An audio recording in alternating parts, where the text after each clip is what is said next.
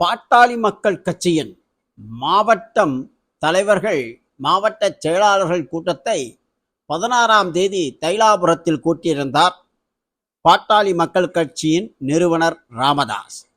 இந்த கூட்டத்திற்கு அனைத்து மாவட்ட செயலாளர்களும் வருகை தர வேண்டும் என்று உத்தரவிட்டிருந்தார். இந்த நிலையில் 13 பேர் மட்டுமே இந்த கூட்டத்தில் கலந்து கொண்டதாக தெரிய வருகிறது. இதையடுத்து சிங்கத்தின் கால்கள் பழுதுபட்டாலும் அதன் சீற்றம் குறைவதில்லை என்று ராமதாஸ் பேட்டியளித்தார். இந்த நிலையில் எப்படி மாவட்ட செயலாளர்கள் இந்த கூட்டத்தை புறக்கணித்தார்கள் என தற்பொழுது அறிய வருகிறது.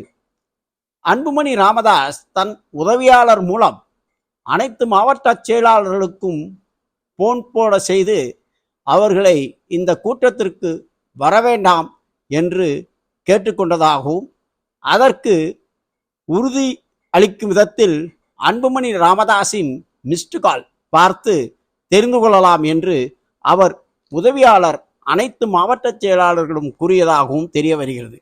இது அடுத்துவே இந்த கூட்டம் புறக்கணிக்கப்பட்டது. அதுவும் அன்புமணி ராமதாஸ் செல்போனில் இருந்து மிஸ்டு கால் கொடுப்பார்.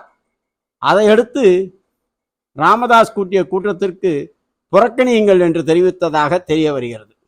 இதனால் பாமகவில் மிஸ்டு கால் விஷயம் பெரிய விஷயமாக பார்க்கப்படுகிறது.